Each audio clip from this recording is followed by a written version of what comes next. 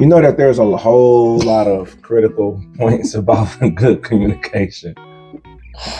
Okay, so y'all know he don't start off his video. I ain't doing all that. You know, he taking don't sips do and right. hey. He don't do right. Okay. That's your thing. But go ahead and do your sip and say All hey. right, hey. No, you ain't take a sip. See? There you go. Now say hey. Hey. Now, what were you saying? Mm-hmm. What were you saying? You know, there's a lot to make up really good, effective communication. Yeah. Right. I mean, one of the paramount things that a couple needs to be able to achieve is being able to work on their communication life. Absolutely. Right. A lot of other things could be happening for them, but communication can be the catalyst that will tear down the structure of a healthy relationship. Right, right. I mean, if you don't have communication, you will not be able to resolve your finances. You won't be able to resolve your sex life or, you know, just any area of your life, because it starts with communication. It does. You know, you have to have, it's a two-way street.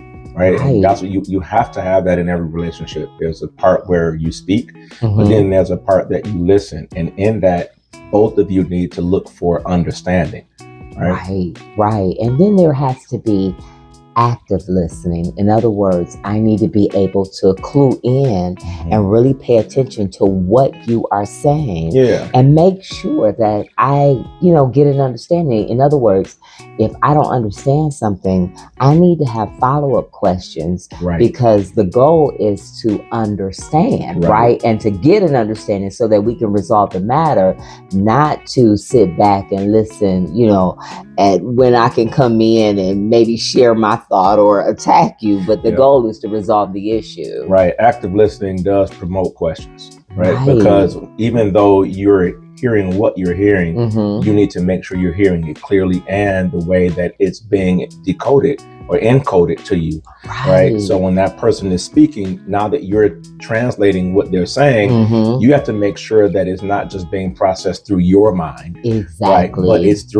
with their intention that's in mind. That's the way the communication becomes effective, when you don't read into the words, but you truly let what that person is saying define what they're saying.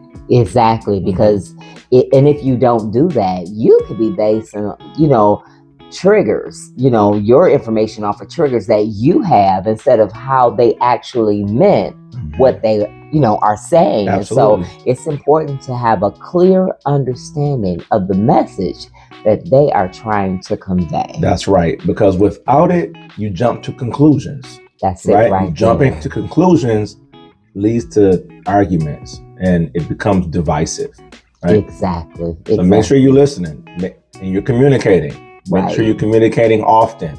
Make sure you're sharing in your time to communicate. Make sure you're giving yourself opportunity to ask questions. And make sure when you walk away, you both understand the tone and the context of the communication. Absolutely.